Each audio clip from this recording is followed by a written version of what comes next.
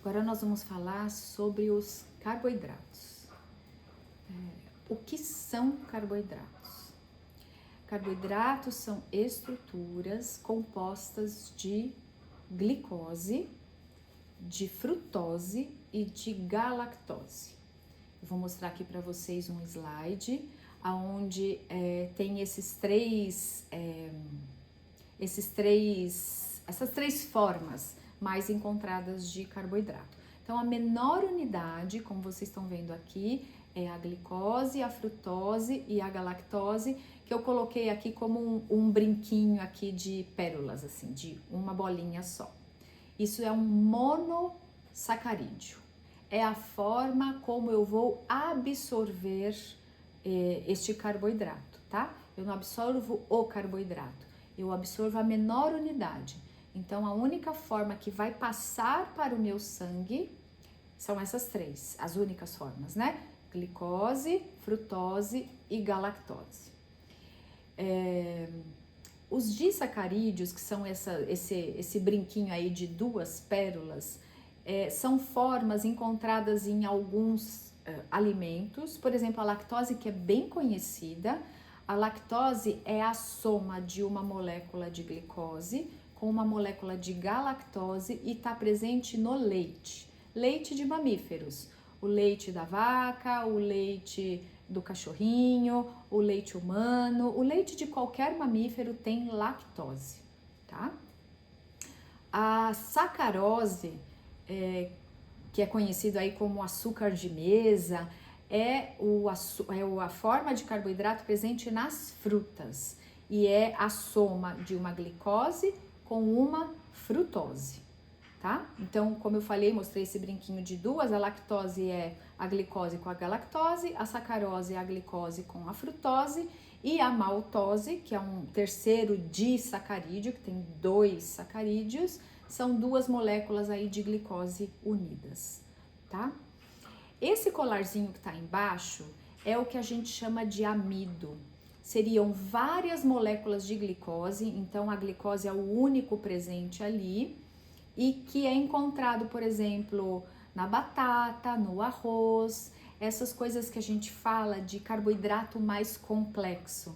É isso, é um conjunto de várias moléculas de glicose e dependendo do alimento, ela vai ter uma cadeia maior, menor, mas um amido é composto por várias unidades de glicose juntas, tá? Primariamente, a glicose, né, os carboidratos, a menor unidade dela, especialmente a glicose, é o principal combustível de todas as células. Então, a frutose, ela vai ser transformada em glicose para poder entrar dentro da célula. Quem entra dentro da célula é a glicose. E a glicose tem uma importância gigantesca em muitas funções. Para eu, assim, por exemplo, para eu replicar uma célula, para eu fazer um tecido, eu preciso de energia, é essa glicose que vai fazer isso. Para eu poder fazer um exercício físico, como a gente fala, eu tô sem energia, às vezes eu tô sem combustível, eu tô sem glicose mesmo. Tanto que a glicose, ela tem um nível ideal no sangue. Se eu tenho um nível muito abaixo do ideal, eu posso ficar meio tonta, meio nauseada, eu falo que eu tô tendo uma hipoglicemia. E se eu tenho um teor muito excessivo de glicose no sangue, o que é mais difícil acontecer, porque isso não é uma situação boa para o corpo, isso é danoso para o corpo tem mecanismos de baixar essa glicose, eu não vou ficar tonta, não vou ficar nada. Quando eu tenho uma hiperglicemia, os sintomas são muito mais assim sutis do que uma hipoglicemia, tá? Então, o cérebro, ele só consegue se alimentar de glicose. É uma situação muito específica aí que ele consome gordura, mas a base de alimentação, por exemplo, do nosso cérebro é a glicose. Então, a função principal da glicose é ser um combustível para o interior das células, tá? Para fazer todo o trabalho de contração, de divisão, de tudo, de todo o funcionamento da minha célula. E aí, eu queria mostrar quais são os alimentos que são fontes de glicose. Então, aqui na tela eu tenho as frutas, então que é um grupo alimentar específico, as frutas de todo tipo, fruta fresca, fruta seca. Eu tenho aqui embaixo os cereais, aqui representado por várias cores de arroz, mas aqui no grupo dos cereais eu vou ter a aveia, eu vou ter o painço, eu vou ter o trigo, o centeio, a cevada, o amaranto, tá? Aqui do lado eu tenho o macarrão, que eu posso ter macarrão de milho, macarrão de arroz, macarrão de trigo, macarrão de quinoa. Aqui na outra ponta eu tenho as leguminosas, que são os feijões, grão de bico, lentilhas, que tem um bom teor de carboidrato. Eu tenho aqui a mandioca representando as batatas de forma geral. Aqui do lado eu tenho um cookiezinho, né?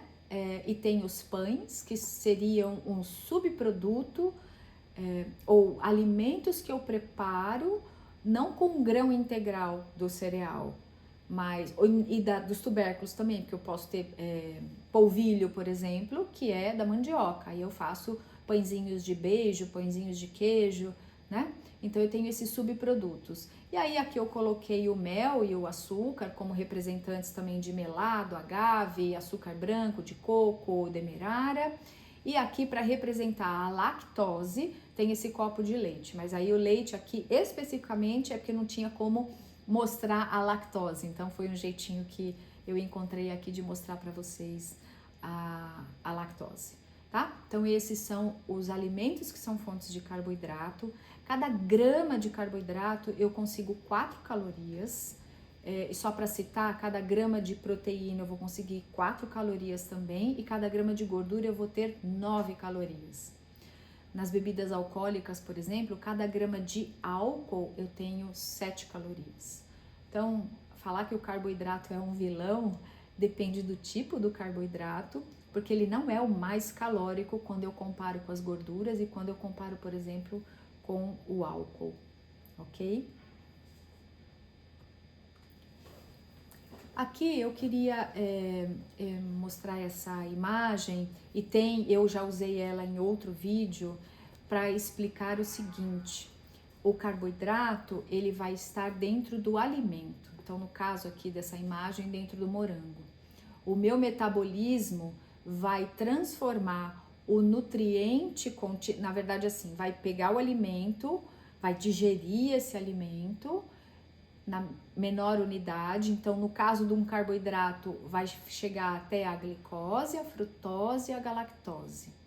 E aí eu vou absorver a glicose, a frutose e a lactose e distribuir esses elementos para os seus lugares devidos até que eles sejam utilizados para o metabolismo, tá? Então aqui o alimento, ele é o que eu como, ele passa por um processo que eu vou chamar de metabolismo aqui, mas é digestão, até que o nutriente chegue no tecido específico, tá? Aqui do ladinho vocês estão vendo macro e micronutrientes. Esses macro e micronutrientes estão contidos no alimento, que vão ser digeridos, metabolizados, até que eles tenham a função deles. Em outras palavras, eu consumo um alimento, eu quebro, eu absorvo e aí ele vai para a função final. O nutriente vai para a função final dentro da célula. O alimento é o que eu coloquei dentro da boca. No nosso caso específico, eu peguei um pão, mastiguei o pão, digeri o pão, separei tudo que tem dentro do pão e agora vamos pegar aqui o exemplo do pão só no carboidrato, porque ele tem outras coisas também.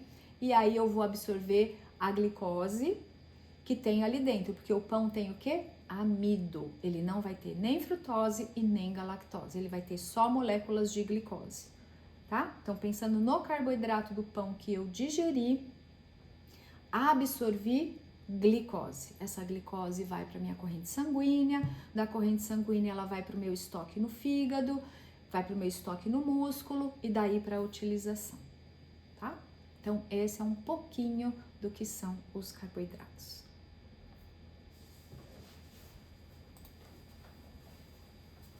Eu dei uma gaguejada aqui. Isso aqui tá errado, tem que mudar esses